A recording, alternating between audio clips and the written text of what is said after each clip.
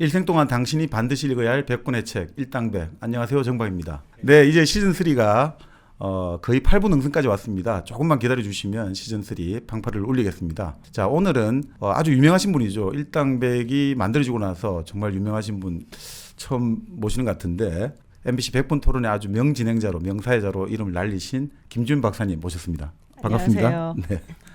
그 박사님은 뭐 미국 정치를 전공하시고 네. 그런데 뭐 여러 가지 미국 사회라든지 문화라든지 이런 다양한 컨텐츠들을 지금 많이 알리고 또 각종 프로그램의 패널이라든지 그리고 뭐 진행으로도 지금 많이 활동을 하고 계신데 네. 뭐 최근에 또 유튜브를 개설하셨다고. 네, 유튜브를 통해서 특히 이제 미국 문화나 또 음악, 뭐 다양한 거, 정치 뭐 이런 얘기를 조금 제가 다루고 있는데요. 네.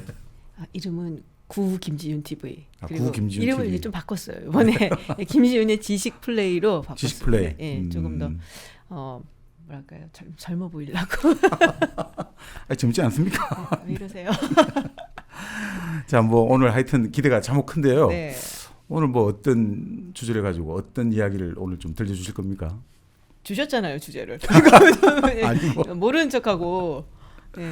그렇죠. 네. 사실 우리가 이게 뭐 또 미국 이야기하면 너무 거창하게 가면 또 좀 뭐 그런 분들은 많이 계시니까 좀 오늘 대중적인 그런데 대중적인데 또 너무 그렇게 너무 시정에 떨어지지는 않고 적당한 정도의 어떤 통속성과 적당한 정도의 좀 또 미국 정치의 약간의 어떤 속살을 조금이라도 볼 수 있도록 그런 네. 주제를 잡아봤죠. 근데 제일 가십스러운 거 잡으셨어요. 사실은 미국 내가 대통령이라든지 정계에서 네네. 지금까지도 사람들이 딱 이름이 나오면은 막 이러는 그런 그렇죠. 주제를 잡으셨죠. 그렇죠. 바로 케네디 이야기죠. 네, 그렇죠. 네, 뭐 케네디 이야기하면 뭐 지금도 뭐 여러 가지 책이라든지 뭐 신문이라든지 드라마, 다큐멘터리 많이 나오고 있는데 네.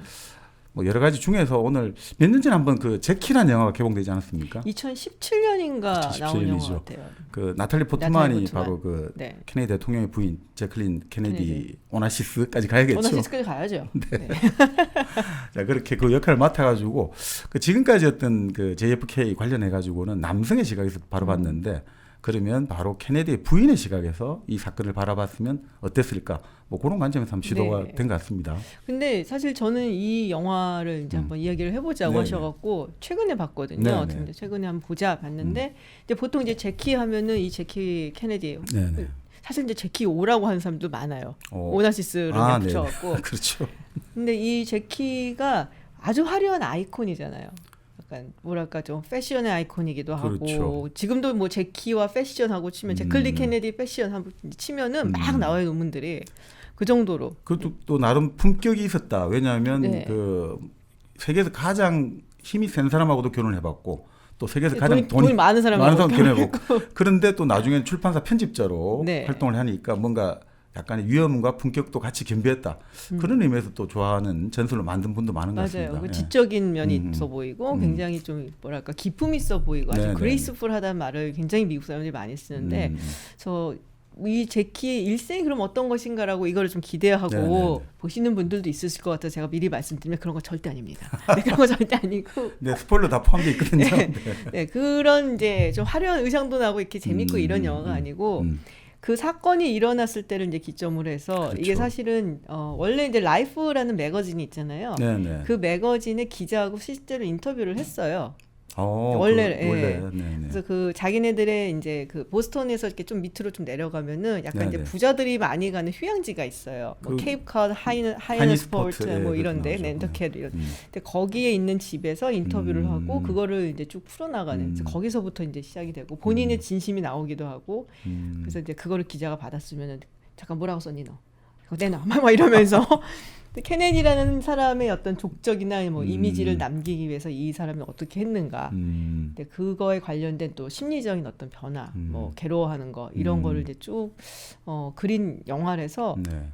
사실은 뭔가 이렇게 막 드라마틱하고 막 JFK가 되게 막 드라마틱하잖아요. JFK는 좀. 그렇죠. 사실 가장 화려한 권좌까지 올라갔다가 예. 하루아침에 추락을 했으니까 어떻게 보면 그리스 신화의 영웅의 몰락 영웅이랑 이런 영서사시 같은 그런 느낌인데 그렇죠, 그렇죠. 근데 그런 막 드라마 같은 걸 기대를 하고 음. 보시면 재미가 없다. 근데 이제 미국 정치에 돌아갔었던 이야기나 사실은 이제 JFK와 그 일가 이야기, 그 정치, 그 정계에 있었던 이야기들을 조금 알고 보시면은 아 저게 저 얘기를 하는 거구나.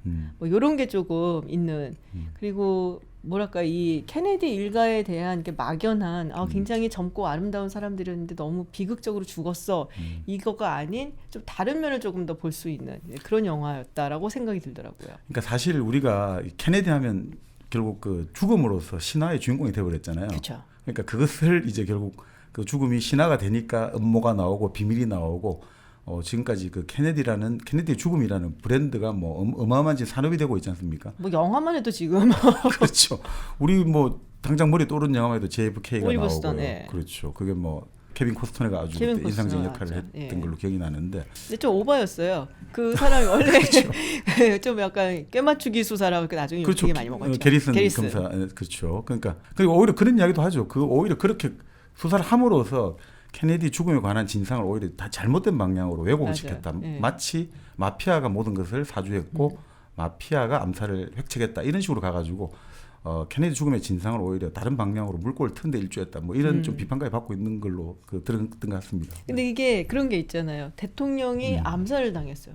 백주 대낮에. 그것도 미국. 네. 네. 거기다가 마피아라는 어떤 그 아이템은 네. 언제나 핫한 아이템이에요. 이 두 개가 같이 겹치니까는 완전 시너지 효과가 일어나갖고 모든 사람들이 전 세계 사람들이 막 집중하게 하는 그렇죠. 그런 이슈가 될 수밖에 없죠. 사실 근데 이제 뭐 말이 나온 김에 결국 케네디 집안 자체가 네. 이 마피아하고 직접적인지 모르지만 밤의 세계 결국 이 밤의 세계와 아주 깊은 관련이 있잖아요. 본래 그렇죠. 케네디 아버지 조지 아버지가. F 케네디가 돈을 번 것도 일종의 그 당시 금주법이죠. 프로히비션 네네. 할 때 그 제가 책을 찾아보니까 약용 뭔가 약용에 쓴다고. 그러니까 우리도 예전에 조선시대 때 술을 못 먹게 하니까 이 약으로 쓰는 거는 허용해 줬단 말이죠. 그래서 술을 약주로 했거든요. 마찬가지로 그런 식으로 맞아요. 해서 돈을 많이 모았고 그걸 가지고 다시 또 주식 거래를 해서 돈을 많이 모았다. 이렇게 해서 밤의 세계와 본래 관련이 깊은 집안이다. 이런 이야기 나오거든요. 그렇죠. 그러니까는 이게 이제 금주법이 있을 때 네네. 온갖 이제 편법을 써갖고 다들 이제 술을 마시고 그런 거죠. 그러니까 그런 거를 해놓으면은 어떻게든 인간은 편법을 찾아요. 그렇죠. 참 신기하게. 그거 안 돼요. 그러니까 그게. 그러니까 말씀하셨던 것처럼 네네. 이 약이라고 하고 음. 이제 알코올이다 그러고 알코올은 알코올이죠. 그렇죠. 알코올 뭐 알코올의 한 들어가는 종류니까. 거죠. 네. 그런 식으로 한다든지 그리고 이제 카톨릭 처치 같은 데서 이게 와인이나 이런 걸 하잖아요. 이거 사실은 이제 그렇죠. 의식으로. 그렇죠. 승찬. 네. 그러니까 갑자기 카톨릭 신자가 많아진 거야. 뭐 이런 거라든지. 그러니까 온갖 편법을 써갖고 그리고 뭐 물론 이제 스피기지 같은 그런 이제 뭐 술 파는 뭐 세탁소인 것 같은데 알고 봤더니 뒤로 들어가면은 뭐 바가 있고 뭐 이런 것들 굉장히 많았죠. 근데 그거를 거치고 다들 사실 부자가 됐었고. 뭐 소설로 보면 우리가 뭐 개츠비 생각도 나고. 그러니까 개츠비도 사실 그렇게 해서 불을 네. 만들었고 그래서 내가 사랑하는 여인을 얻고 그 뭔가 나의 꿈을 이뤄보겠다. 네. 그래서 미국 사람들한테는 지금도 위대한 개츠비가 하나였던. 또 로망 같은 그런 로망이잖아요. 존재야. 네. 근데 이제 뭐 그런 밀주를 한다든지 술을 음. 담당한다든지 이런 건 어차피 뭐 조직 범죄단일 수밖에 없으니까 그렇죠. 그러니까 마피아일 수밖에 없는 거고 또 뭐 다들 아시다시피 그 당시에 뭐 밀주로 유명한 마피아 하면은 뭐 딱 생각나는 뭐 알카포네라든지 그렇죠. 시카고잖아요. 시카고죠. 그게. 네네. 그리고 이제 시카고나 디트로이트 쪽이 이렇게 밀주가 되게 많았던 게 캐나다랑 가깝잖아요. 캐나다에서 루트가 있어요. 그 지리적인 지리적인 이점이 이점이 있군요. 있죠. 예. 그리고 농산물 유통, 집산지고 그렇죠. 유통의 또 중심지기도 하니까 또 네. 그런 것도 작용을 했겠네요. 그리고 이제 시카고 같은 경우는 또 이제 거기 뭐 시장이나 이런 사람들이 별로 안 지켜주는 막 약간 굉장히 좀 이렇게 좀 부패한 그 이런 시카고 사람들이었고요. 시장들도 노조 출신들 해가지고 시장을 연임도 많이 하고 자식에게 물려주기도 하고. 그게 이제 머신이라고 얘기를 하거든요. 예, 그래서 머신, 네. 폴리티컬 머신이라고 네, 하고 네, 시카고 같은 경우는 제일 유명해 뭐 데일리 머신. 네네네. 뭐 그게 이제 우리가 뭐 얘기하기에는 뭐랄까요, 굉장히 좀 전통 있는 무슨 정치 가문이라고 얘기를 하지만 사실은 다 부패했었던.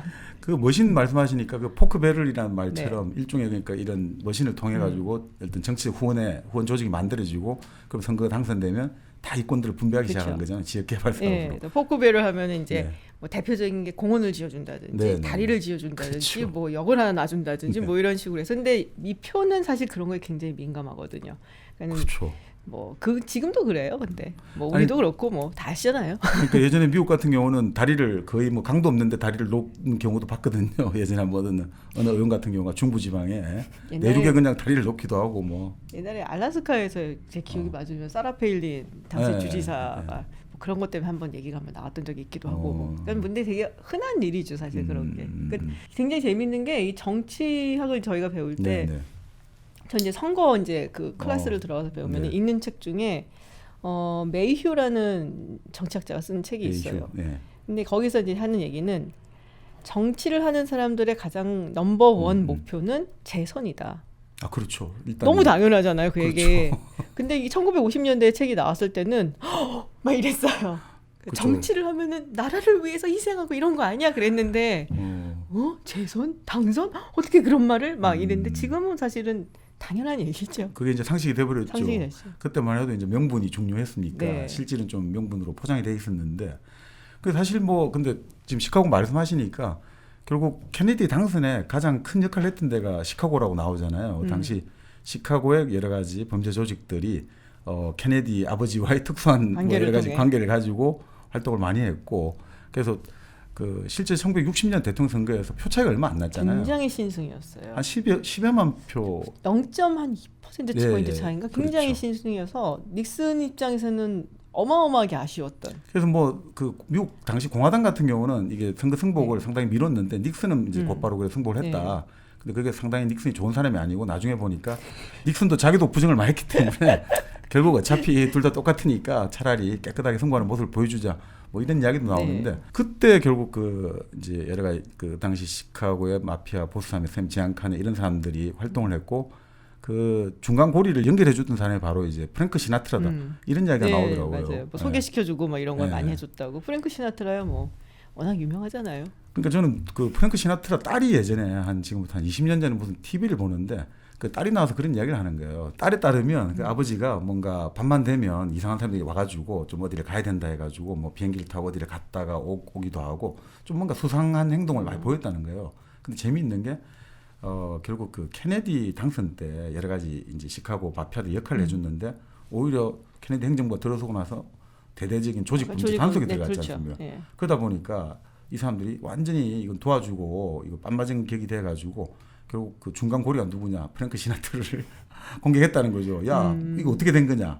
그래서 결국 시나트라가 무료로 공연도 몇 번 해주기도 하고 정기적으로 했다. 네. 이런 이야기 나오는데 결국 보니까 이게 프랭크 시나트라하고 그럼 이 케네디 집안하고 연결이 어떻게 되냐니까 케네디 여동생 중에 한 명이 그 배우하고 결혼했더만요. 영화 배우하고. 그래서 그것도 이렇게 신분이 있어가지고 또 소개가 되었고 그 케네디 아버지가 이제 프랭크 시나트라에게 유명한 말을 했다는 거예요. 자네하고 나하고 우리가 해야 될 일이 뭔지 알지.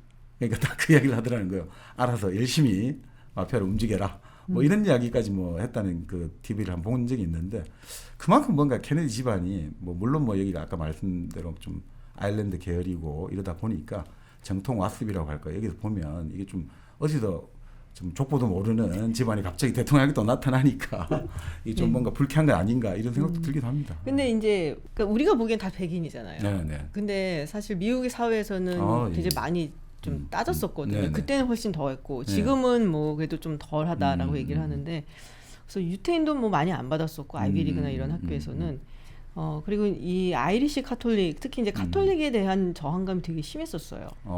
네. 그렇죠. 결국 그쪽 피해가지고 신교의 땅을 찾아온 거니까. 네. 그리고 이제 자기네들은 프로테스탄트 개신교인데 이 카톨릭이다 그러면 로만 카톨릭 뭐 그럼 교황이 우리를 지배하는 거냐 뭐 이런 얘기를 할 정도로 굉장히 특히나 이제 미국은 종교적인 게 굉장히 중요한 나라거든요.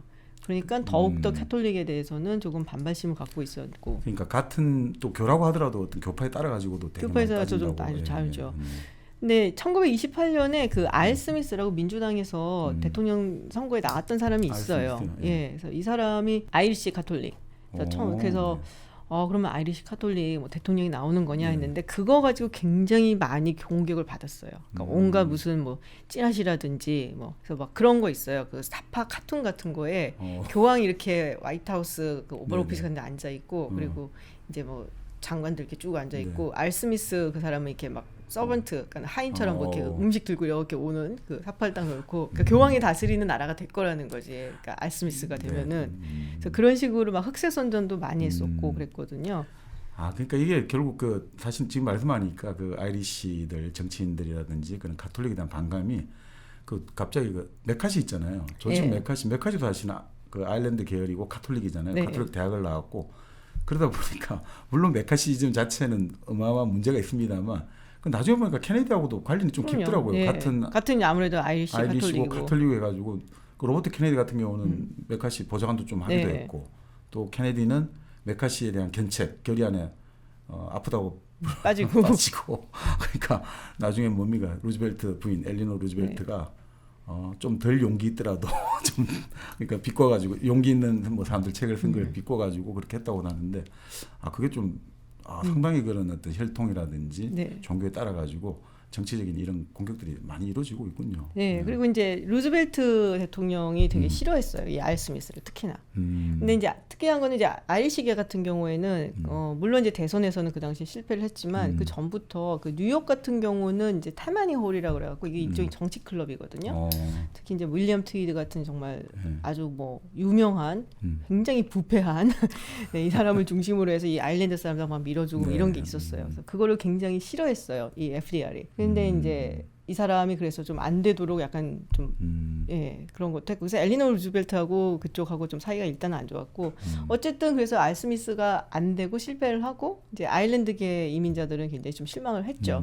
근데 이 케네디라는 사람이 나와서 뭐 젊고 뭐 그리고 뭐 멀쩡하잖아요. 뭐 학벌도 좋고 네. 막 집안도 좋고 막 이런 사람이 나와서 된다 그러니까는 그때 이제 막 뭉쳐갖고 전부 다 도와줬고 그래서 이 이민 사회가 사실은 미국 사회의 가장 큰 특징이 아닌가 저는 그렇게 생각을 하거든요. 네, 그거 그러니까 뭐 미국의 어떤 사회나 정치나 이런 걸 설명하라고 그럴 때 뭐 경제적인 이유 뭐 여러 가지 뭐 이유가 있겠지만은 결국에는 핵심으로 뚫는 거는 이제 인종 문제. 인종. 예. 그리고 이제 거기에 포함돼서 이제 이민자들 어떤 데서 왔던 네네. 이민자인가 뭐 이런 문제들이 가장 중요하고 결국 인종이라 하더라도 결국 이민으로 이제 세분화가 계속 성층화가 이루어지는 네. 거예요. 네. 같은 우리가 보기엔 똑같아 보여도 다 다르거든요. 유러피언이랑 뭐.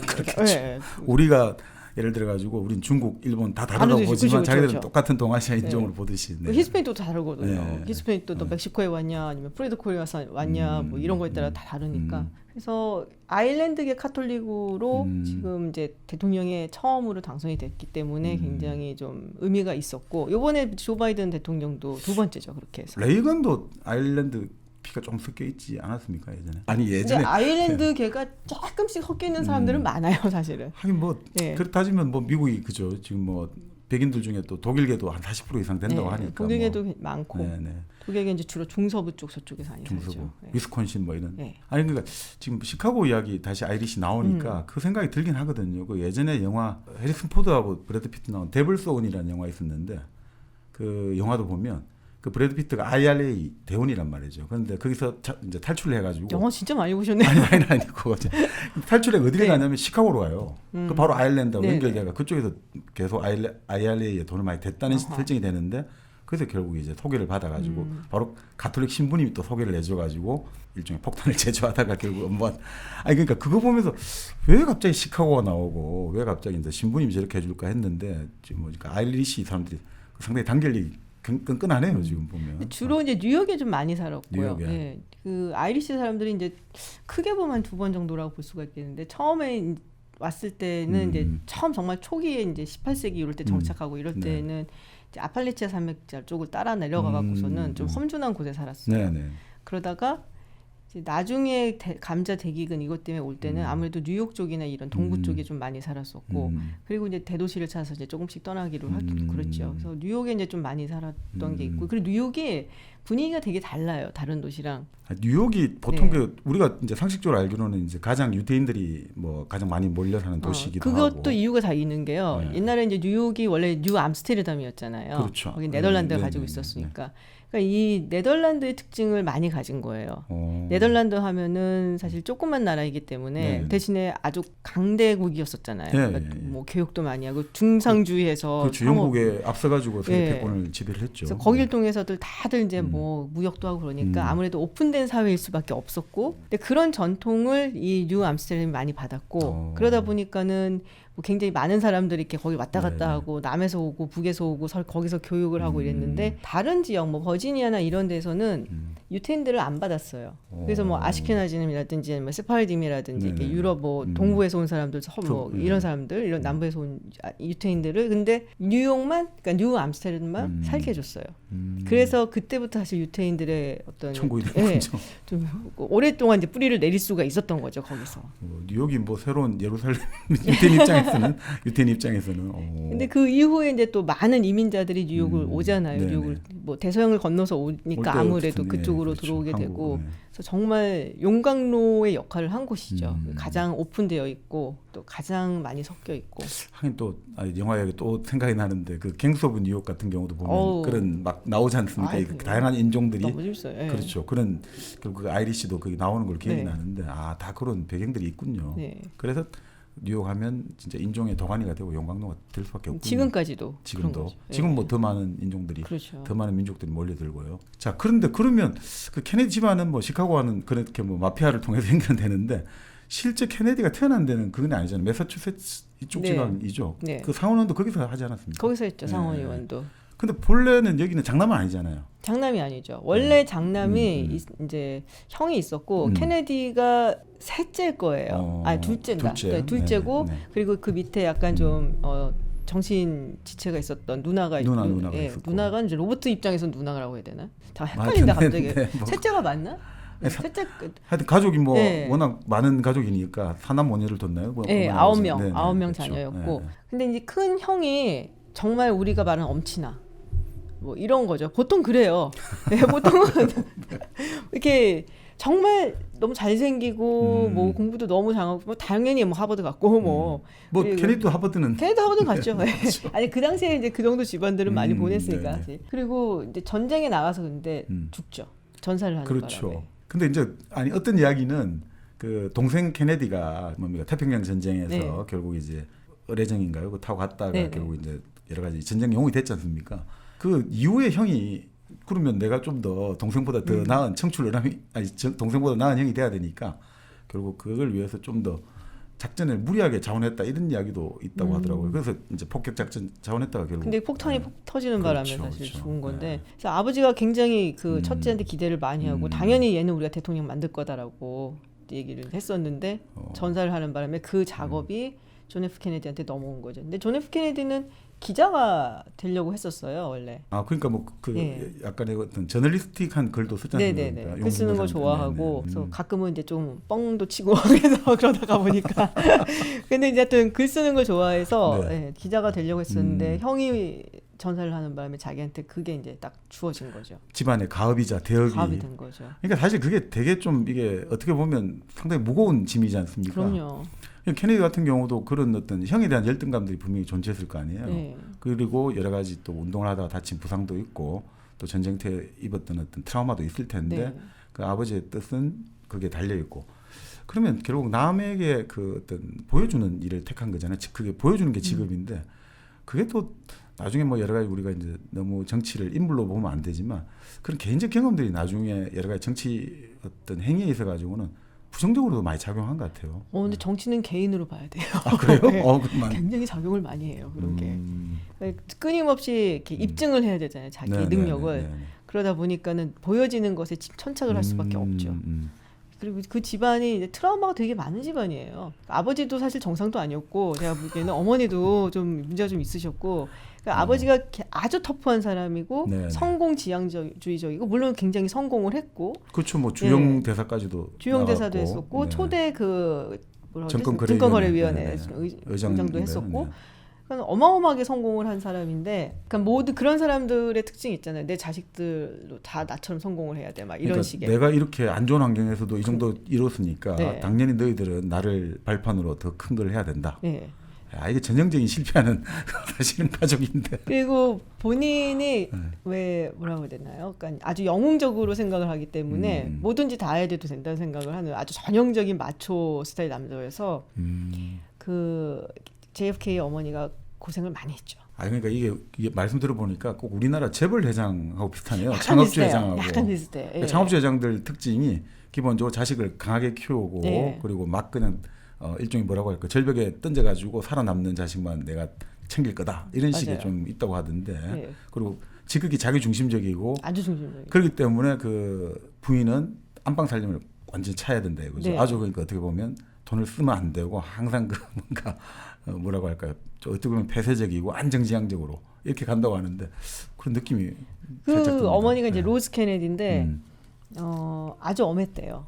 음. 그리고 아주 엄하고 그리고 이제 남편이 너무 바람을 펴서 마음고생을 어마어마하게 했고 예, 하여튼 뭐 DNA 있나 봐요. 그런 게. 그래서 아버지 케네디도 어마어마하게 바람을 피고 아들 JFK도 뭐 말이 많잖아요. 네. 그리고 뭐 돌아가신 그 아들도 네. 존 F 케네디 주니어도 뭐 바람 폈다기보다 하여튼 뭐 영향력도 좀 연문을 있었고 많이 뿌렸죠. 예, 많이 뿌렸죠. 네. 근데 되게 재밌는 게 이 존 F 케네디 주니어가 같이 데이트하고 좋아했던 네, 여자들이라고 네. 막 리스트 나오잖아요. 그렇죠. 다 비슷해요. 아, 스타일이 있더라고요. 그게. 참 예전에 데릴 한나. 네, 데릴 있었고, 한나 네. 그리고 다 중간 이름들은 모르는데 네. 나왔던 여성들이 대체로 다 긴 금발머리, 생머리에 그래요? 약간 모델스럽고 크고 약간 이런 스타일이에요. 그래서 여기도 소나무구나. 그래요? 레오나르도 디카프리오가 그렇잖아요. 어. 여기도 소나무구나. 내가 그 생각을 좀 했었어요. 결혼을 했었던 부인도 네, 비슷하고 그 스타일이. 근데 하여튼 그 집안이 좀 그랬고 뭐 그러니까 엄마도 약간 강박이 좀 있었던 것 같고 그러니까 자식들 엄하게 키우고 그리고 그렇게 구두 세웠다고 돈을 아끼고 그러더라고요. 그게 어떻게 보면 이게 어떻게 어떤 비유가 될지 모르겠습니다만 1920년 근데 대공황 29년이니까 곧 20년 9년 30년 근데 이때는 그때 돈 되게 많이 벌었어요. 그렇죠. 그러니까 이건 아버지는. 아닌데 그죠. 네. 예. 그냥 뭐 천성이 그렇다. 아니 제가 이제 이야기 듣기로 그 대공황 때 어려운 시절을 지냈던 미국 그 사람들이 있지 않습니까? 그 사람들이 이제 결혼을 했단 말이죠. 네. 근데 자기들이 어릴 때 너무 힘들게 지냈기 때문에 아이들을 좀 더 이제 부드럽고 밝고 부드럽고 풍요롭게 키우고 있다 했는데 그 아이들이 결국 월남전, 베트남 전쟁 때 갔던 세대가 됐거든요. 그래서 너무나 큰 이제 너무나 세상을 아름답고 밝게만 바라보다가 전쟁을 갔다 오니까 그래서 사실 그 트라우마를 많이 앓게 된 것도 교육법에 있었다라는 이야기도 있었거든요. 그 말 되는 것 같아요. 예. 갑자기 그 생각. 근데 너무 엄한 아버지도 엄하고 엄마가 엄하면 동양에서는 보통 그렇게 보잖아요. 보통 왜 우리가 이제 엄부 자모를 강조하냐면 한쪽이 뭔가 좀 세게 몰아칠 때 한쪽은 풀어주는 게 있어야지 네. 이게 그러니까 그런 긴장감 모순이 존재해야지 사실 아이는 그 속에서 잘 자란다고 보더라고요. 둘 다 똑같이 부드럽고 똑같이 긴장되면 이 아이가 이 스트레스를 감당할 수 없다는 그래서 조금 문제가 이야기가. 있잖아요. 그래갖고 그러니까 JFK도 여성 편력이 그렇게 많았던 것도 사실 그 일종의 그것 때문이 아니었을까. 물론 이제 뭐 그러니까 사랑을 많이 받고 자란 사람 같은 경우에는 사실 굉장히 안정적이잖아요. 네네. 자신에 대해서 자신이 많고. 근데 그렇지 못하니까 그리고 형에 대한 어떤 열등감 그리고 그늘 아래서 자라고 아버지도 물론 넌 강해야 돼. 뭐 하는 거야? 막 이렇게 하는데 엄마도 이렇게 뭐 따뜻하게 막 감싸주고 이런 네네. 스타일이고 좀 엄하게 다고 그러니까 뭐 JFK 그 일기장 같은데 그런 게 있다고 그러더라고요. 엄마가 엄하다 뭐 이런 얘기가. 그러다 보니까는 이제 또 좀 따뜻하게 맞아줄 수 있는 여자를 자꾸 찾아다니는 게 아닌가. 따뜻하게 맞아줄 수 있는 여자가 지금 보면 근데 전부 다 배우들밖에 없는 근데 마릴린보다 따뜻해 보이지 않으세요? 그게 사람마다 참 이 보는 견해가 다양하구나. 그래요? 따뜻해 보이는데 나는. 마릴린 몰로 하면 결국 그 존 F 케네디의 마지막 그 생일 파티에 그 해피 벌스데이 1962년이었죠. 그 노래 정말 그거 정말 뭐라고 할까요? 반민적이라 해야 될까요? 내세적이라 해야 될까요? 좀 늦게 올라오잖아요. 예, 무대에 또. 예. 막 설명 호스트가 부르고 뭐 마릴린 먼로가 이렇게 부르는데 안 나와. 그래갖고서는 뭔 일인지 안 나온다 어쩌고 하다가 다시 한번 부르는데 마릴린 먼로 안 나오니까 뭐 어떡하지 이러고 있는데 딱 등장을 해요. 그러니까 다시 한번 레이디스 젠틀맨 레이트 마릴린 먼로 이렇게 얘기를 해요. 그래갖고서는 이렇게 모피코트 같은 걸 두르고 나오거든요. 이 사회자한테 이 모피코트 이렇게 탁 벗어갖고 이렇게 주고 다는데 어머나 이게 반짝반짝 빛나잖아요. 흑백이니까 더군다나 그렇죠. 해피 버스데이 미스터 프레지던트 부르는데 Happy birthday, Mr. 와 저거 보고 있으면 진짜 제키 케네디가 저거 보면 뒤집어지지. 그 참석을 안 했죠 그때. 제키 안 참석 안 했죠. 했어요. 맞아 네, 참석 네, 안 네, 했어요. 네. 그 이제 나중에 케네디 대통령이 그래서 무대에 올라가고 뭐 이렇게 정말 근사한 축가를 들었으니까 이제는 정치에서 은퇴해야겠다. 그렇게 한마디 하고 사람들 막 웃고 그러는데 와이프 보면 눈치 삐죠 사실. 그러니까 사실 그때 그 목소리 그 노래 소리가 정말 예. 끈적끈적하잖아요. 맞아요. 이게 이거는 참. 거의 너랑 나랑 그런 사이잖아. 뭐 그거를 전 세계에 알리고 싶다라는 메시지. 그 강렬한 의지가 맞아요. 드러나고 있죠. 그러니까 정말 점착성이라고 해야 될까요? 맞아요. 이렇게 정말 막 점착성의 목소리가 우리 관계는 절대 떨어질 수 없는 뭐 이런 느낌을 주니까. 누가 봐도 알아 이거는. 참 그러니까 화가 날 만은 하겠다 그죠? 그럼요. 네. 근데 그뿐이 아니었잖아요. 네. 마릴린 먼로 말고도 또 뭐 여러 배우들이 있었고. 그러니까 뭐 유럽의 한 작은 나라로 시집 갔던 배우도 아주 우아한 배우도 그 이름이 나오기도 하고. 네. 근데 마찬가지로 그 결국 누굽니까? 제키. 네. 제키 같은 경우도 나중에 그러니까 남편이 암살당하고 나서 그 몇 달 뒤에 그 당시 그 케네디의 일종의 정치 고문을 했나요? 그 아서 슐레진즈 네. 주니어 하고 그 아주 비공개 대담을 나눴잖아요. 그래서 자기 죽고 나서 50년 뒤에 공개를 했는데 결국 2010년에 딸이 네. 공개를 했잖아요. 거기 보면 본인도 그 남편의 어떤 이런 엽색 행각에 화가 나가지고 맞바람을 피웠다. 그래서 좀 거론됐던 사람이 그 유명한 윌리엄 홀든이라든지 네. 피아트 자동차의 뭐 대표 그리고 뭐 오나시스 이런 이야기도 나오던 같더라고요 보니까. 그러니까 오나시스하고 제키하고 네. 처음 네. 만난 게 63년으로 제가 알고 있어요. 1963년. 네, 그때 그러니까 케네디가 그때 사이가 좀 좋아졌거든요, 잠시. 그러니까 일단은 62년도인가 마릴린 먼로가 죽었고요. 결국 뭐 예. 방해물이 사라졌으니까. 네, 일단 사라졌고 그리고 아이를 가졌는데 제키 케네디가 부부 사이를 좀 더 좋게 하려고. 뭐 그랬었는지 뭐 실수였는지 모르겠지만 근데 사산을 해요. 그 아이를 낳았는데 이제 한 39시간, 40시간 정도 아이가 살아있다가 죽게 되고 그 아이의 이름이 이제 패트릭이에요. 이 영화에서도 이제 계속 그 얘기가 나오거든요. 네네네. 그러고서 이제 굉장히 좀 우울해 있고 그러다 보니까 이제 부부가 좀 힘든 일을 특히나 아이와 관련된 힘든 일을 겪으니까 아마 조금 이렇게 봉합이 됐나 봐요, 사이가. 그래서 그때부터는 조금 좋아졌는데 그리고 나서 이제 넉 달 만에 사실 이제 암살을 당한 거죠. 근데 그러고 나서 사산을 하고 난 다음에 이제 좀 많이 우울하잖아요. 네. 자기 뭐 그래도 그렇게 아이가 얼마 안 살았는데도 자기는 너무나 그 아이한테 애착이 많았다라고 얘기를 했고 그래서 이제 그걸 좀 위로해주자 그래서 이 제클린의 여동생이 있어요. 네. 그러니까 제클린의 어머니가 이제 제클린 아버지랑 결혼을 하고 그리고 아이를 이제 둘인가 그렇게 낳고 그러니까 네. 제키하고 그 여동생을 낳고 그다음에 다른 사람하고 다시 그렇죠. 이제 결혼을 네. 했는데 굉장히 고급지게 키웠어요 이 어머니가. 이 어머니가 약간 그 귀족 취향의 허영이 좀 있는 사람이었거든요. 네. 그래서 제클린 이제 원래 이름이 제클린 부비에잖아요. 네, 그러니까 부비에. 프랑스 계통. 예, 네. 그래서 아버지가 이제 프랑스 계통이고 그래서 저녁 시간에는 밥 먹을 때 항상 불어만 쓰게 했대요.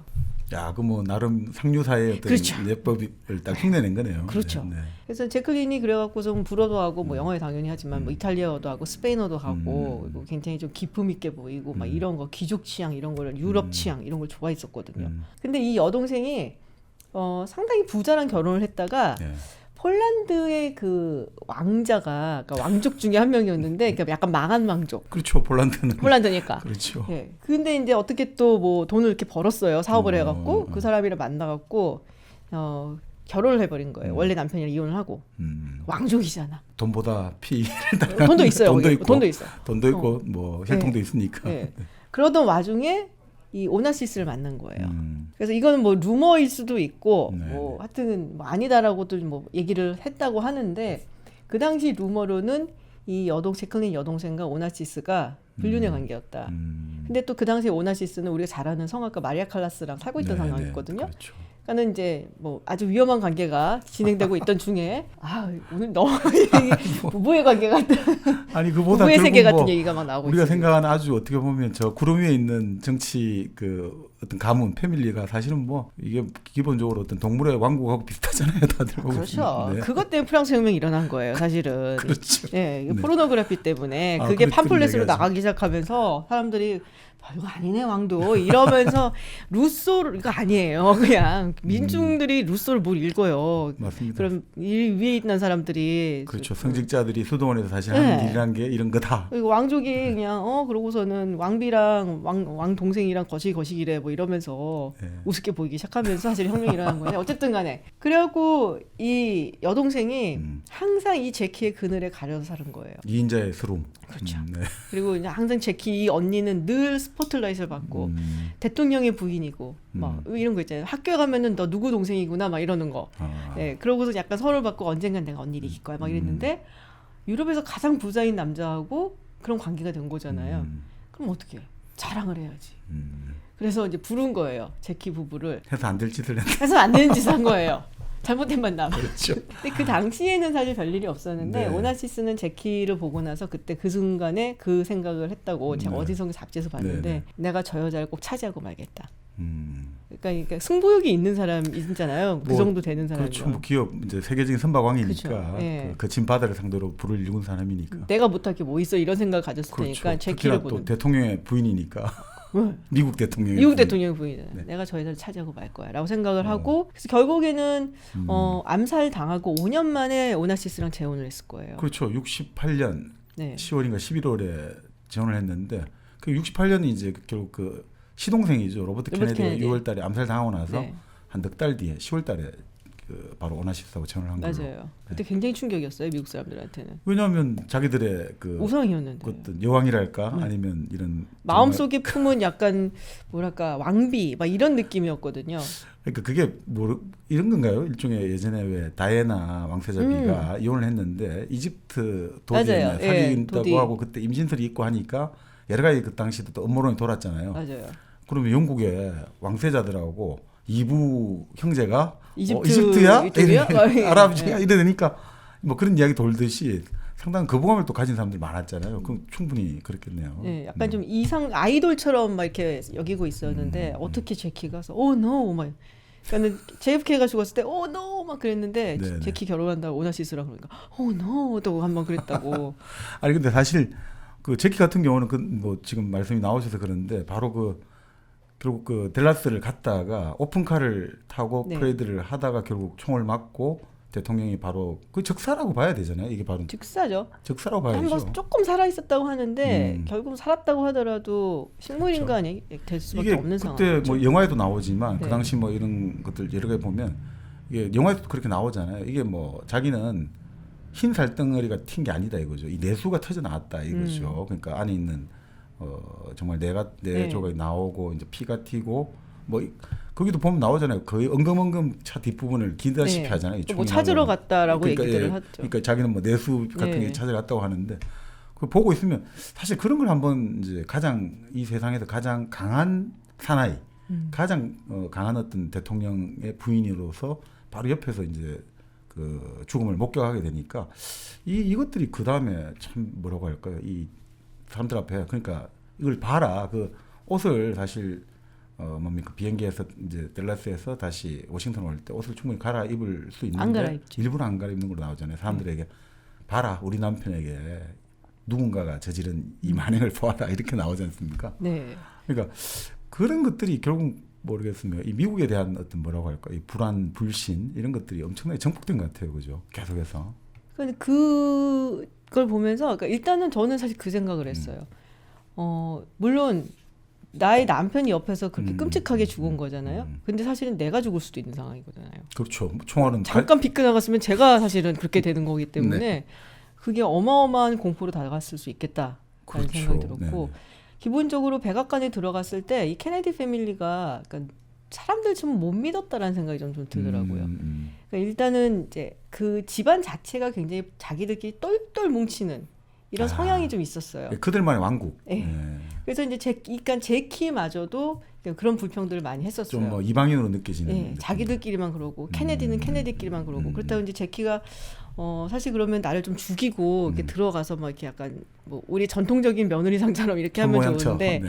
그런 스타일이 또 아니거든요. 그 영화에서 보면 계속해서 이제 그 방송하고 소통을 하고 네. 국민들하고 소통하려고 그러니까 하는 본인이 사실은 주인공이 되는 거를 굉장히 원하는 스타일이었기 때문에 아, 그거에 정반대되는 이제 여성이 로버트 케네디의 부인인 에셀이었죠. 이쪽은 완전히 막 시집에 동화를 해갖고 케네디가 동화를 해갖고 이제 그 로버트 케네디의 부인으로서 막 이렇게 살려는 막 아주 현모양처럼 난 살 거야 막 이 강하게 사는 사람이었고 제키는 내가 제키인데 약간 이런 스타일이라고 해야 되나?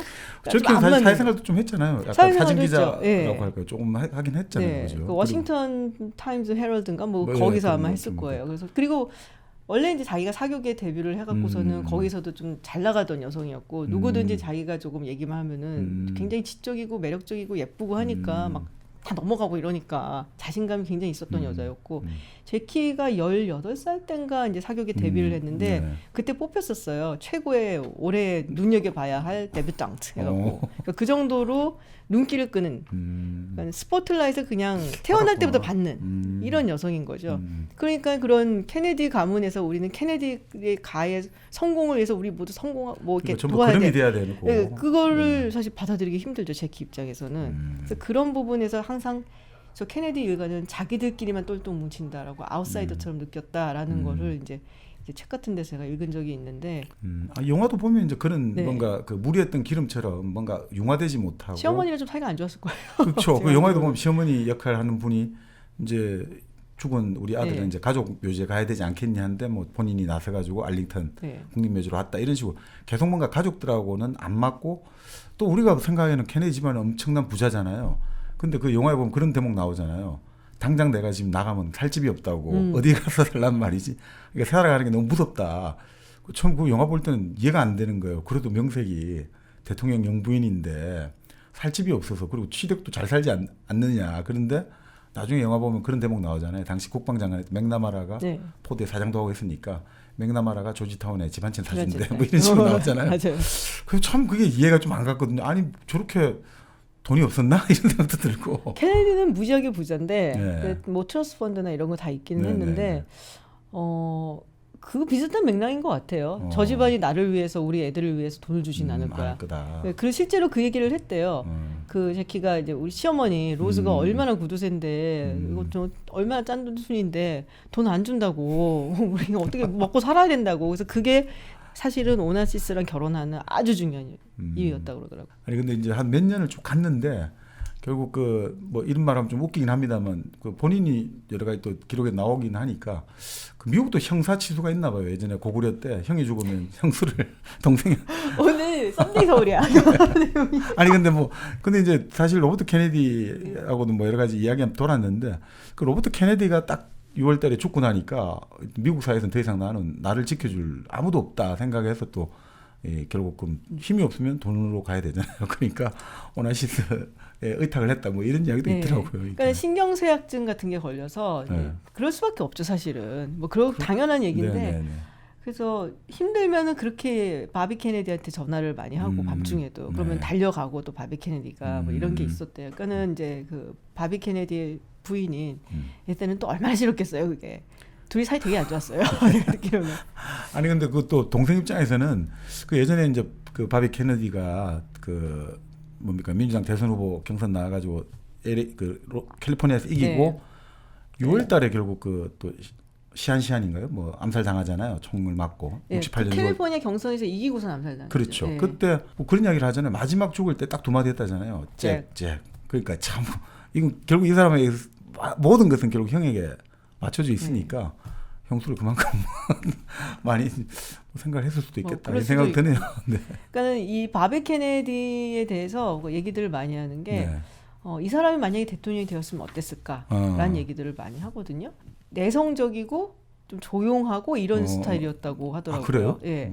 그리고 제가 어디서 읽은 거는 공부를 아주 잘하진 않았대요. 물론 이제 뭐 하버드 갔지만, 하버드는 갔지만 막 쾌활하고 형처럼 막 이렇게 막 이런 스타일은 아니었는데, 그리고 본인도 이렇게 막 대통령이 막 돼야지 막 이런 생각을 처음부터 했던 건 아닌데, 이 형의 죽음의 진실을 밝히기 위해서 내가 대통령이 돼야겠다. 그래갖고 이제 대통령에 네네. 출마를 하게 된 거고. 그래서 좀 뭐라고 해야지? 형의 그림자처럼 살다가 이젠 내가 조금 나서서 나의 삶을 나의 로버트 케네디라는 정치인으로 살아야겠다 했는데 그 순간에 사실은 쓰러진 거라서 사람들이 좀 많이 아쉬워했죠. 그 사실 로버트 케네디 같은 경우는 이제 케네디 대통령이 1917년생이고 로버트 케네디가 1925년생이니까 8살 차이 나잖아요. 네. 사실 형제간의 차이가 8살 나면 상당히 형을 좀 어떻게 보면 좀 우상시하는 네. 네, 그런 그리고 실제로 또 형이 다 해준 거잖아요. 결국 그렇죠. 경력을 쌓은 것도 다 싸워줬죠. 하고 그냥 그러니까 그 법무장관도 시켜주고. 그렇죠. 그리고 처음에 이제 메카시 보좌관도 좀 네. 하고 그리고 사실 이 동생이 그렇게 얌전한 성격이라 했는데 이게 또 재미있는 게 결국 법무장관 침해 갖고 마피아와 우리로 치면 범죄의 전쟁을 한 거잖아요. 그래서 완전히 마피아의 공적이 돼버린 거잖아요. 나중에 그런 이야기도 어떤 그 마피아 두목했다고 하는데 죽기 직전에 그러니까 우리가 63년에 그 사실은 바로 지금 바비를 잡으려고 했던 건데 그 형을 잡는 바람에 일이 너무 커져 버렸어 뭐 이런 이야기가 나올 만큼 그 법무장관 취임하면서 이제 마피아 대대적인 이제 드라이브를 걸기 시작하잖아요. 이런 것들이 결국 나중에 또 다 이런 것들이 쌓여가지고 이런 좀 뭔가 두 형제의 암살까지 사실 참 비극적이네요. 비극이죠. 형제가 둘 다 암살 당한다는 네, 엄청 게. 비극이죠.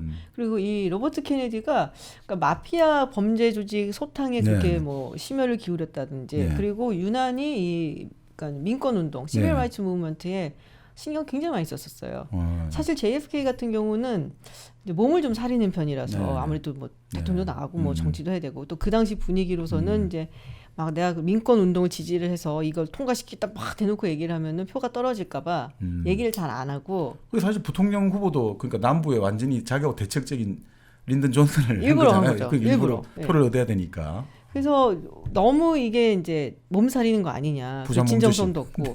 그래서 그 제키 로빈슨이라고 아시죠? 네네. 그 흑인 네네. 야구 선수. 네네. 네, 거의 뭐 최초의 메이저 리거다라고 네네. 우리가 보통 얘기를 하는데 이 제키 로빈슨이 당시에 닉슨을 지지를 선언을 해요.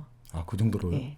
어. 그래서 케네디 저 집안 사람들, 특히 저 존 F 케네디 이런 애들은 그냥 아무것도 모르고 프랩스쿨이나 다니고 곱게 자란 도련님 같은 애들, 니네들이 무슨 인종 이런 얘기를 아냐. 그리고 물론 이제 그 전에 뭐 아이젠하워 대통령이나 이제 닉슨이 제키 로빈슨한테 편지도 보내고 뭐 이런 적이 있어요.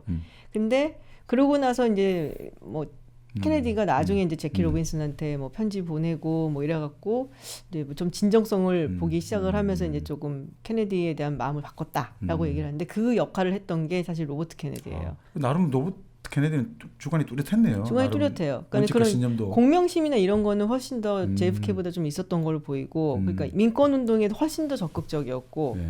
그래서 그런 게 이제 형한테 자꾸 얘기를 해갖고 이제 조금 영향을 미쳤다라고 볼 수가 있는 거죠. 그 사실 지금 제키 로빈슨이 닉슨 당선을 원했다고 했잖아요. 그 사실 닉슨 당선 원한 노조 그 지도자 한 명 있잖아요. 트럭 노조 지미 저기 오파. 지미 오빠. 지미 오파는 완전히 지금 그 지금 말씀하신 그 바비하고 바비 완전히 케네디 막 완전히 상극이 돼버렸잖아요. 청문회 성문회 할 때 뭐 거의 보면은 그래서 누굴 만난 거니까 누구요? 막 이런 식이었죠 거의. 그래서 만났잖아요. 그럼 뭐라고요? 뭘 만났다고? 뭐 약간 약 올리면서. 이제 나이 차도 예. 꽤 나고 하니까 완전 어린애 다루듯이 예. 한 거죠. 예. 아니 그러면서 결국 이 보면 법무장관 딱 되고 나서 거의 지미 오파를 잡기 위한 맞아요. 뭐 거의 특별 팀까지 구성을 네. 해가지고 결국 나중에 물론 뭐 지미 오파가 감옥에 가기는 근데 하죠. 뭐, 근데 바비가 잡은 건 아니지만. 그렇죠. 나중에 이제 그만뒀으니까. 네. 그 정도로 이게 뭔가 바로 이 바비 같은 경우는 이 조직 범죄랄까 나름 어떤 여러 가지 이런 범죄와의 전쟁 여러 가지 이런 것들이 뚜렷하게 밀고 나갔던 것 같아요. 나름. 그러니까 이게 얌전하고 내성적이지만 자기만의 어떤 그런 철학 같은 게 조금 있었던 거죠. 그게 뭐 정계에 들어와서 점점 더 커졌을 수도 있고 네. 원래 성격이 그랬을 수도 있지만 네. 그래서 사람들이 로버트 케네디가 그때 암살당하지 않고 대통령이 됐으면 어땠을까라는 생각을 하는 거고 사실 이 가족이 다 너무 젊잖아요. 대통령이 뭐, 됐던 케네디도 그때 뭐 그렇죠. 43살인가 대통령이 됐었죠. 그렇죠. 17년생이니까 43이고 네. 뭔가 지금 로버트 케네디도 뭐 훨씬 어리고 30몇 살이 36살인가요? 그렇죠. 법무장관이 25년생이니까 61년. 제키도 31살에 영부인이 됐어요. 그렇죠. 29년생이니까. 네. 그러니까는 뭐 보기에 정말 으아 멋있어 막 이러긴 한데 본인들 입장에서는 상당히 좀 두려운 상황일 수도 있어요. 백악관이라는 데 들어가고 그리고 상황도 굉장히 엄중한 상황이었고. 사실 당시만 해도 그 말씀대로 이제 50년대 말 그 아이젠하워 행정부 때 그 뭐 미국이 압도적으로 핵폭탄이 많다고 했지만 소련이 스푸트니크를 발사하면서 ICBM 실험을 최초 네. 주도권을 소련한테 뺏긴 게 되고. 그런데 뭐 아이젠하워 입장에서 너무 그러게 개의치 말라라는 입장이었지만 또 케네디가 대통령이 취임하자마자 소련이 이제 보스토크 발사해가지고 최초로 가가린 네. 이제 사람을 우주로 보냈다. 할 게 없잖아요, 얘기는. 그 와중에 지금 사실 케네디가 딱 됐는데 정말 나이는 어리고 갈팡질팡 할 수밖에 없었다. 뭐 이런 이야기는 많이 있는 것 같아요. 그래서 갈팡질팡 그래서 많이 했어요, 실제로. 사실 우리가 보는 건 아주 젊은 대통령이 네. 프런티어를 말하고 뭐 국가를 위해서 당신이 무엇을 할 수 있는지를 해라. 그 아주 미사 용어는 많은데 실질적 내용은 좀 없었다. 내화 네. 일종의 외화 내빈이다 이런 이야기 많은 것 같습니다. 그러니까 닥치는 사건에 이렇게 대응하느라고 바빴지. 우리가 그러면 나라를 어떤 방향으로 끌고 가겠다라는 이런 철학 같은 게 구제했죠. 그래서 그것 때문에 비난을 좀 많이 받았었고. 아니 근데 사실 따져 보면 그 케네디 그 바로 참모들을 바로 그 누굽니까 헬버스템이죠. The Best and Brightest 해가지고 최고의 인재들이라 불렀잖아요. 실제 보면 그 안보보좌관했던 맥조지 번디 네. 뭐 책을 보니까 예일대학 역사상 최초로 세 과목 만점은 처음이다. 그리고 뭐 그 머리 좋은 거, 그 책상 머리 좋은 거랑 아무 상관 없어요. 그러니까 정말 맥나마라라든지 네. 뭐 이런 천재들이 많았는데 뭐 아서 슐레진저 주니어. 근데 이게 실제로 가장 어떤 지식인들이 많이 들어가고 나름 어떤 우리가 말하는 금융에 똑똑한 사람들 다 데리고 왔는데 이게 단순하게 많이 모아낸다고 되는 게 아닌 것 같아요. 합성의 오류라고 해야 될까요? 많이 모은다고 더 최고가 되는 게 아니고 이게 오히려 집단의 의사결정에 오류로 해가지고 결국 베트남 전쟁은 그 사람도 결국 수드렁으로 끌고 가게 된 거잖아요. 근데 이게 일단은 이제 본인들이 백악관에 들어가고 또 정계 네. 사람들 누구 믿을 만한 사람이 없다고 생각하니까 네. 똘똘 뭉쳐요 거기 안에서도. 그러니까 완전히 이제 자기 네. 코드가 맞는 자기 팀만 그렇죠. 딱 되는 거죠. 예, 딱 그 코드 맞는 팀 그리고 웬만한 부처는 좀 잘 얘기 안 하려고 백악관 중심으로 모든 게 돌아가는 식으로 이제 좀 돼버리고 그리고 글쎄요 그 당시 상황이 너무 사실 힘들었죠 케네디한테는. 하긴 뭐 계속 일이 생겼잖아요. 뭐 취임하자마자 그냥. 그러니까 뭐 피그스만 침공. 때 그건 사실 이제 아이젠하워 때부터 이제 아이젠하워 이제 임기 말부터 이제 생각을 했었던 건데 이제 이걸 안 할 수도 없고 왜냐하면 모든 전 세계가 아유 저 애송이가 지금 대통령이 됐어 뭐 이러고 이제 약간 어디 어느 나라인지 보자 막 이러고 있는 상황이었기 때문에 뭔가 좀 보여줘야 되는 것도 있고 그리고 이제 뭐 군에서의 뭐 압박 같은 것도 아무래도 있을 수밖에 없었고. 그러니까 당시에 뭐 미국 그 육군의 합참의장 뭐 이런 렘니처라든지 그리고 네. 바로 그 유명한 공군참모총장 그 있지 않습니까? 르메이 커티스. 맞아 르메이. 네네. 이런 사람들 보기에는 얼마나 웃기겠습니까? 2차 세계대전을 자기들은 장군으로 그렇죠. 치는 사람들 입장에서 보고 있으니까 새파란 애송이가 대통령이 됐는데 뭐 군은 하나도 모르는 것 같고 그리고 특히 CIA, FBI 이런 어떤 주요한 어떤 정부 기관 입장에서도 또 시시하게 보이고 네. 그러니까 이게 거의 어떻게 보면 화면 초과니까 더 우리끼리 똘똘 뭉쳐가지고 남국을 돌파하자. 근데 그 과정에서 결국 계속해서 적들은 양산되었다 이렇게 볼 수도 있겠네요. 네, 그래서 1950년 그러니까 아이젠하워 같은 경우는 네. 전쟁 영웅이잖아요. 그렇죠. 누가 함부로 봐. 그러니까 이게 참 그게 중요한 안 되는 것 같아요. 거예요. 예. 미국은 결국 제일 중요한 게 애국주의인데 애국주의 핵심은 전쟁에 갔다 온 베테랑. 네, 그리고 뭐 그냥 뭐 베테랑도 아니고 최고의 최고 유럽 진짜. 대륙에서 승자니까. 네. 그러니까 뭐 함부로 할 수가 없는 거고. 그러니까는 그 전에 또 이제 대통령 하면은 뭐 FDR이 있었고, 네. 뭐 트루먼은 사실 저는 트루먼에 대해서 좀 재평가가 이루어진다고 네, 생각하는 네. 편이긴 하지만 네. 어쨌든 뭐 트루먼도 나쁘지 않게 해냈고 네. 그럭저럭. 그러니까 그리고 그 미국 내에서도 이제 방공이 굉장히 이제 중요시 되던 시기였잖아요. 그러다 보니까는 저 애송이가 과연 저 소련의 그 공산주의 군락을 제대로 대처할 수 있을까 이 생각을 아주 많이 했었고 당시에 또 소련이 뭐 많이 치고 올라오기도 했어요. 미국 입장에서 아주 네. 좀 겁이 나는 상황이었죠. 그러니까 사실 뭐 기본적으로 어떤 우주 문제에서 주도권을 뺏겼다고 생각하니까 미국의 어떤 세계 경찰의 지위가 위협받는다고 생각했고 특히나 이런 것도 있는 것 같아요. 61년에 결국 그 피그스만 침공이 실패를 하고 나서 두 달 후인가 결국 그 베를린인가요? 하여튼 독일 유럽에서 후르쇼프하고 처음 이제 만나잖아요. 빈에서 빈인가요? 만났어요. 예. 근데 후르쇼프하고 만나면서 이제 그 당시 지켜본 사람들에 따르면 완전한 대패다. 이 후르쇼프한테 완전 밀려가지고 아무것도 못했다. 그러니까 이 노련한 후르쇼프가 끊임없이 미국을 몰아치웠고 케네디는 거기에 대해서 쩔쩔맸다.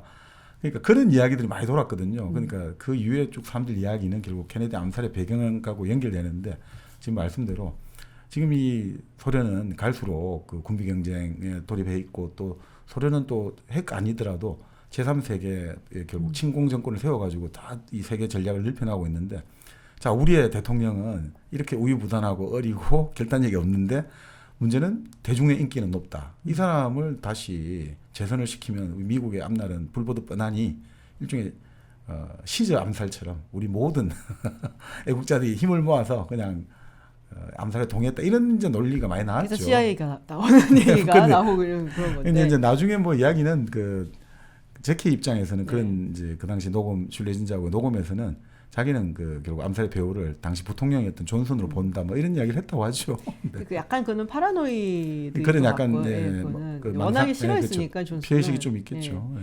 근데 뭐 지금 뭐 잠깐 얘기를 하자면 이제 1950년대 60년대 초 요때는 이제 또 동남아시아나 이런 쪽에서 이제 민족주의가 그렇죠. 막 민족해방 운동이 민족해방 운동이라고 하죠. 그렇기 때문에 이제 거기에 대해서 케네디가 취했었던 입장은 이제 물론 아이젠하워나 이전 정부 같았으면은 우리가 강하게 밀어붙여야 된다라는 거였고 여기서 밀리면은 우리가 공산주의 블록한테 밀린다라는 입장이었죠. 거기서 이제 핵심이 되었던 지역이 바로 라오스였고, 근데 라오스가 이제 왼쪽에는 태국이 있고 그리고 이제 오른쪽에 베트남이 있고 바로 위에 이제 중국이랑 좀 붙어 있잖아요. 그렇죠. 근데 여기가 만약에 공산주의 쪽으로 넘어가게 되면은 그렇지 않아도 지금 베트남 불안불안한데 북베트남에 있는 애들이 라오스의 국경선을 따라 들어와 갖고서 남베트남을 이제 그렇죠. 먹어버릴 거다. 그래서 아이젠하워가 사실은 이제 뭐 지상군을 투입을 하고 공격할 생각을 했었거든요. 케네디한테도 웬만하면 해라 이런 식으로 했는데 케네디가 이제 그걸 안 했죠. 그러면서 약간 좀 이상적이었던 것 같아요 그 당시에. 그러니까 그들의 이제 민족주의를 이렇게 북돋워줘서 사실 이제 민족주의와 공산주의, 사회주의 이거는 대척점에 있어야 되는 거거든요. 네, 그렇죠. 이념상으로만 따진다면은.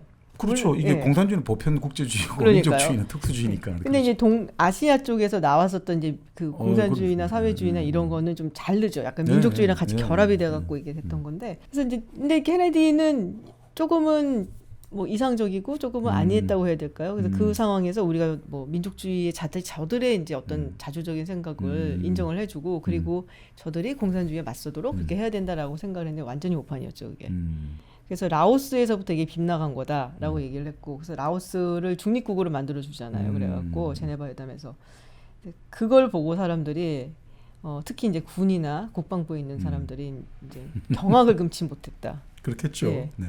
그리고서는 뭐 피그만은 엉망진창되고 후르쇼프랑 만나갖고서는 물론 이제 그 피그만이 4월이었어요. 그러니까 거기서 명분이 아무리 밀리고 있으니까. 그리고 이제 5월에 이제 제네바 회담에서 라오스를 중립국으로 만들어주고 물론 그 전에 그런 얘기를 했지만 그리고 이제 6월인가 아마 만났을 거예요 후르쇼프를. 그러니까는 계속 연패인 거죠 보면 자기네들이 보기에는 취임하자마자 계속 실책의 연속. 그렇죠. 그리고 이제 10월인가 그때 이제 베를린 위기가 한 번 있었고. 그 61년에 베를린 장벽을 만들어지면서. 그리고 가갖고서는 이제 물론 이제 나중에 그 얘기를 하잖아요. 뭐 이히빈 베를린 하면서 그게 뭐 최고의 명연설이나 연설이면 뭐해 뭐 밀려갖고 뭐 그런 분위기였어요 사실. 그래서 우리가 사실 이상적으로 굉장히 케네디라는 뭔가 좀 젊은 상징적인 아이돌 같은 이미지지만 그 당시에 그 군에 종사하던 사람들, 국방부 사람들 그리고 이제 외교 안보 쪽이 좀 강성이었던 사람들한테는 애송이 풋내기 굉장히 좋게 표현하셨다. 애송이 풋내기. 저거 어떡하냐, 막 약간 이런. 사실 근데 이 재밌는 게. 그 우리하고 이제 케네디하고 인연은 보니까 61년에 5.16 이제 군사 정변이 일어났지 않습니까? 그러니까 당시 박정희 의장이 61년 10월인가 하여튼 케네디를 만나러 갔는데 그때 이제 그런 이야기를 했다고 하죠. 나중에 로버트 케네디가 박정희를 면담하고 나서 저자는 자기가 무엇을 해야 할 것인지를 잘 알고 있다고. 그러니까 자기들이 그 당시 어떻든 반공이라는 이념들을 실천하겠다는 것들을 잘 이해하고 있기 때문에 이제 지지하겠다. 그러니까 참 뭐 나중에는 결국 이제 좀 이상주의적으로 뭐 카스트로하고의 관계도 좀 개선하려 그러고 여러 가지 좀 특히 그 60주기 몇 달 전에 아메리칸 대학 연설이 아주 이제 핵 없는 사회를 가자. 그래서 그 이후에 지상에서 핵실험 금지 조약도 하고 뭐 했습니다만 왔다 갔다 한 것 같아요. 우리하고 같은 경우 보면 초기에는 좀 반공 이런 어떤 전 세계 반공을 위해서 노력을 많이 했고 그 영화에서도 그런 이야기 나오잖아요. 부인이 남편이 죽었는데 그냥 죽으면 아무 의미가 없지 않느냐. 네. 차라리 공산주의가 커뮤니스트가 와서 쏴주겠다 해라. 그러면 우리 남편 의미가 있다 이 죽음은. 그러니까 참 이게 애매하게 되는 거죠. 네. 그러니까 그 부분이 케네디를 연구하는 사람들 입장에서 네. 헷갈리는 부분이에요. 네. 그러니까 어떤 부분에서 보면은 굉장히 강력한 반공주의자인데 또 어떤 부분에 대해서는 대책 없는 이상주의자 같은 모습을 보여주고 있으니까. 근데 네. 그거는 맞아요. 케네디가 이 핵에 대해서 굉장히 두려움을 가졌던 건 맞아요. 그래서 이 핵포탄이 지금 뭐 소련이 갖고 있는 거 우리가 갖고 있는 거 이거 하면은 완전히 전 지구가 멸망을 한다. 그리고 지금은 사실 에이 누가 핵폭탄을 터뜨리겠어라고 생각들을 많이 하잖아요. 그 당시는 안 그랬거든요. 그렇죠. 그 당시엔 정말로 언제라도 하시라도 떨어질 수 있다라는 생각들을 갖고 있었기 때문에 근데 케네디의 하여튼 생각은 그거였다고 해요. 이 핵폭탄은 그러니까 절대로 우리가 쓰면 안 된다. 근데 이제 또 정말 군 중에서 또 강성 중에 강성 중에 강성들은 폭탄 터뜨리고 오라고 막 이런 사람들도 있으니까 그렇죠. 그래서 그것 때문에 많이 싸우고 뭐 그랬었고 베트남도 그래서 사실 라오스처럼 해결을 보려고 했었다는 거예요 케네디가. 그게 이제 로버트 케네디가 나중에 이제 증언을 한 부분인데 얘기를 하면서 근데 그거를 만약에 군 장성들도 눈치를 채고 알고 있었다면은 정말로 케네디는 절대로 재선이 돼서는 안 되는. 그렇겠죠. 그러니까 뭐 그 결국 그 베트남의 누굽니까 웨스트몰랜드 같은 경우는 핵을 썼어야 됐다. 핵을 쓰면 이겼는데 핵을 안 쓰는 바람에 졌다. 그리고 그 당시 군인 50만 갖고 안 된다. 30만 더 보내고 했으면 우리 이겼다. 뭐 그게 뭐 극단적으로 가는 건데.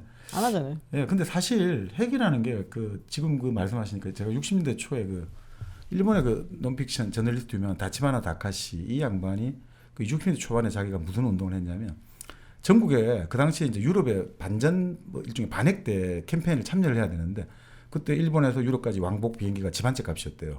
그 당시 그 비싸니까 어떻게 했냐면 자기가 이제 캠페인을 만들어 전국에 돈을 다 모았던 거예요.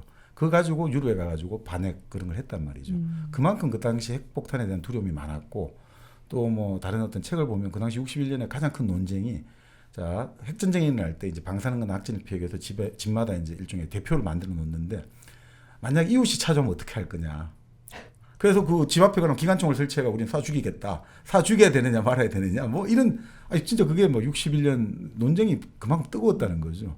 그만큼 어떤 미국뿐 아니라 일본 전 세계가 이제 핵의 어떤 공포라는 것들 이런 것들을 갖고 있었다 이거죠. 사실 저도 좀 기억나는 게 80년대 중반에 저희 같은 경우도 그때도 이제 한창 뭐 그 냉전의 막바지에서 그 골바초프 등장의 전만 해도 계속 핵무기 경쟁 많았지 않습니까? 특히 미국에서 이제 중거리 퍼싱통과 그 설치 그거를 배치하는 거 가지고 난리가 났는데 그때 항상 나오는 게 신문마다 이거는 운명의 시계 이런 거 있잖아요. 이제 지구 멸망의 순간 몇 분 전. 그 정도 영화도 되게 많았어요 그런 거. 그렇죠. 그날 이유도 있고 맞아. 영화도 많이 나왔죠. 그만큼 이제 사실 그 80년대 가장 히트쳤던 영화 있잖아요. 매드맥스. 그게 바로 핵전쟁이었거든요. 그만큼 그때는 80년대까지도 항상 그 불안감들이 존재했던 건 사실이죠. 그러니까 지금 케네디가 느꼈던 그 느낌들을 뭐 지금의 시점에서 보면 좀 그죠. 이게 좀 뭔지 하지만 사실 그 당시에 살았던 케네디하고 아이젠하워 이런 게 좀 다른 것 같아요. 케네디는 우리 자식이 다 죽느니 차라리 빨갱이 되는 게 낫다. 이 핵전쟁으로. 뭐 근데 아이젠하워는 빨간 공산당에 지느니 핵전쟁을 하는 게 낫다. 뭐 이런 식으로 좀 대립됐다 그러고. 나중에 케네디 그 참모 있지 않습니까? 시어도 소렌손 같은 사람은 그 케네디 평전 쓰면서 케네디는 그 왜 대통령이 되려 했냐면 후르쇼프하고 아이젠하워 간의 그 핵폭탄 경쟁 이런 걸로 더 이상 지구가 위험해지는 걸 막기 위해서 하려고 했다. 근데 대통령 되고 나서 하는 정책은 또 완전히 거꾸로 간단 말이죠. 끌려다닌 거죠. 그러니까 이걸 잘 모르겠어요. 뭐 의지가 없었던 건 아닌데 좀 끌려다닌 것도 있고 그리고 저는 이제 개인적으로 봤을 때 케네디가 초반에는 진짜 갈팡질팡 헤매다가 조금 시간이 지나면서 이제 한 63년도쯤 되면서부터는 약간 자리를 좀 잡기를 시작을 하는 그런 느낌이 들어요. 그때 돼서 이제 그리고 근데 그 당시에는 뭐 외교 쪽도 정말 정신머리가 없었지만은 그때 러스크가 국무장관이었죠. 딘 러스크. 근데 국내 이슈도 너무너무 골치가 아팠거든요. 그때 이제 막 민권 운동이 막 불붙기 시작을 해서 그것 킹 때문에 목사 그때 그랬죠. 그래서 정말 이것 때문에 뭐 온 나라가 갈라지게 생겼으니까 그것 때문에 정신이 없었고 사실은. 근데 거기서도 어떻게 해야 되나 고민을 그렇게 많이 하다가 한 63년도 되면서 조금 이제 마음을 잡았던 게 아닌가. 이제 뭔가 이제 대통령 몇 년 하니까 이제 좀 뭔가 이제 익숙해진 거죠. 이제 옷을 이제 입었고. 그래서 한 번 더 됐었으면은 뭐 역사에는 if는 없으니까 네, 네. 어떤 대통령이 됐을까 궁금하기는 해요. 그래서 초반기는 상당히 실망스러웠던 것은 맞고, 근데 이제 또 말씀을 드리자면 이제 아이젠하워 같은 경우는 전장에서 뛴 사람이잖아요. 네, 네. 그러니까 그 사람이 보기에는 뭐 전쟁이 뭔지도 모르는 애송이라고 사실 케네디를 생각할 수밖에 없죠. 그리고 그 군인들이 생각하는 체계와 또 이제 민간인이 생각하는 체계는 되게 다르고, 네. 군인들이 이 조직을 운영하는 것과 민간인이 운영하는 네, 네. 것도 다르고, 그래서 백악관 같은 경우도 아이젠하워가 있을 때는 상당히 조직적으로 움직였다 그래요. 이렇게 딱 군인들이 이제 그런 거 잘하니까. 그렇죠. 개통이 명령 서 체계가 있잖아요. 예, 그렇죠. 개통이 안 서면 큰일 나죠. 예. 네. 어떻게 보면 이제 케네디 같은 경우는 결국 뭐 어떤 프로젝트 단위로 팀을 움직여야 되니까 계속해서 백악관이 모든 걸 틀어지고 가다 보니까 이게 결국 그 행정부라든지 군대라든지 정보기관하고 계속 뭔가 좀 끈끈한 관계가 아니라 계속 멀어지는 관계로 원심력이 자꾸 작용했겠네요. 지금 네. 보니까. 그리고 이제 영화에서도 이제 제키가 얘기를 하듯이 뭐 그런 부분 있잖아요. 뭐 역사가 기록해주지 않으면 안 된다 그러고. 네. 그래서 하는 게 사실 사진으로 남기고 막 이런 거잖아요. 그러니까 계속 뭐 TV에도 백악관을 나오고, 보여준다든지. 예. 그리고 뭐 장례식이라든지 이런 데서도 정말 누가 봐도 뭔가 좀 설정선 느낌이 거의 나는 듯한 그런 모습으로 딱 서 있나든지. 그 아직도 지금 유명하잖아요. 그 사진들은 그 조그만 존 F 네네. 케네디 주니어가 그렇죠. 이렇게 격려하는 모습 뭐 네네. 이런 거. 그러니까 모든 사람들이 봤을 때 너무 가슴이 뭉클해지는 이런 것들을 다 남겨놨는데. 네. 근데 그게 사실은 케네디가 남긴 업적이 없기 때문에 사실 그런 거라도 남긴 거죠.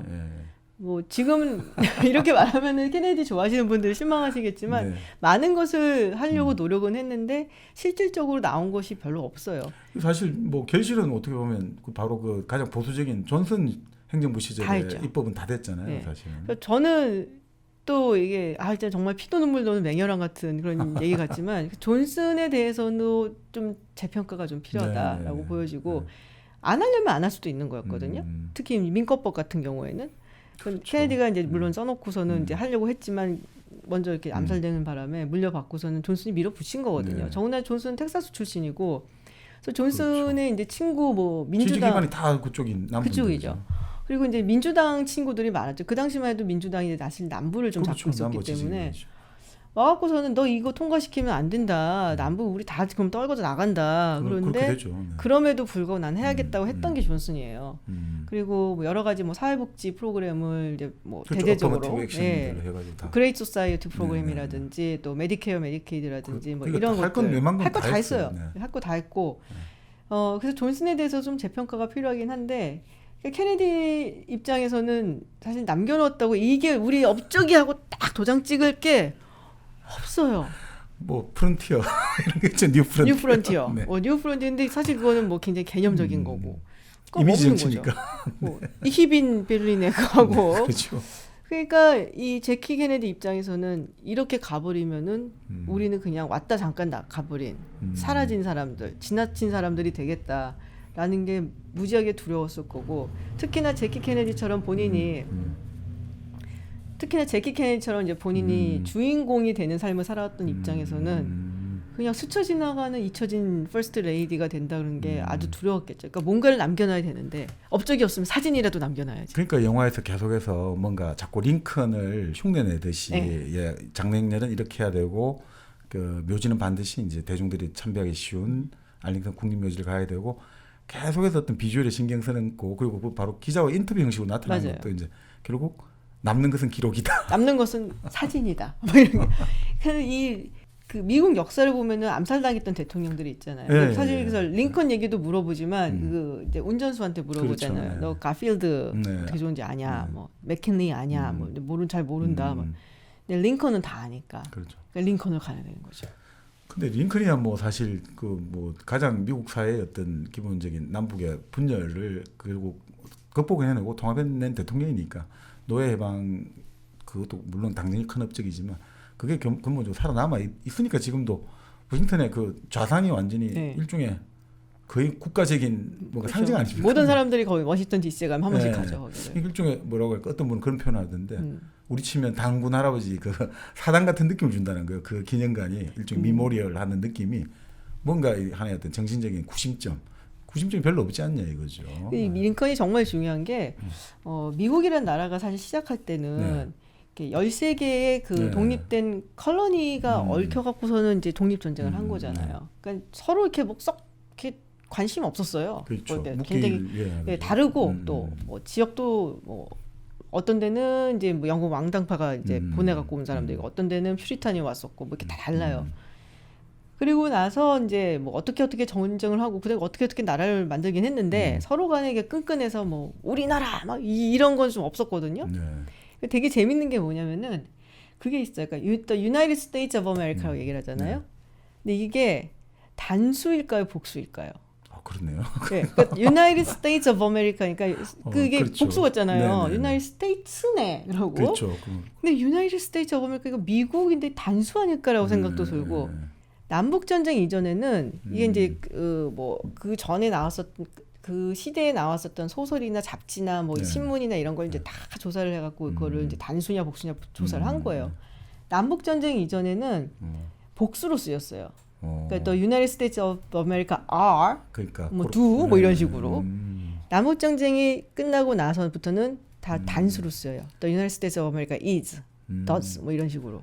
그 우리 삼국 통일 전쟁하고 비슷하네요, 결국은. 그렇죠. 그 하나의 어떤 단일성을 가지게 된 거는 결국 반드시 내전을 경과를 해야 되네요. 네, 그러니까요. 그러니까 언제든지 이게 흩어질 수 있었던 나라를 이 노예제도라는 것 때문에 물론 시작했다 얘기를 하지만 그 나라를 하나로 딱 뭉쳐놓고 너네는 절대로 흩어질 수가 없어라고 이렇게 도장 꽝 찍은 게 사실 남북전쟁이고 그걸 한 게 링컨이고 그렇기 때문에 우리가 얘기하는 진정한 어떤 미국의 건국의 시조는 링컨이다라는 얘기를 하는 거죠. 그러니까 이제 결국은 단군 할아버지가 되는 거네요. 우리한테 한민족이라는 구심점을 만들어낸 시초가 어디냐 이렇게 봐야 되니까. 근데 결국은 그 다음에도 계속해서 미국은 두 개로 갈라진 거잖아요. 지금도 뭐 어떤 분이 그런 이야기 하는데 남과 북부뿐 아니라 해안과 내륙 그렇죠. 그리고 락과 컨트리 유정과 금리. 요새 락 들어요. 근데 우리만 들어. 그래요? 애들 젊은 애들 안 들어요. 안 들어요? 그래. 힙합 들어요. 네, 그러면 두 개의 미국은 2부에서 좀 더 이야기 나눠보기로 하고요. 사실 1부에서 우리가 제키 이야기를 좀 해야 되는데 지금 우리가 너무 다른 방향으로 많이 그러니까요. 길이 좀 엇갈렸습니다. 근데 다 결국은 정상에서는 한 길로 만나니까 2부에서 또 한 길로 만나보도록 하겠습니다. 네.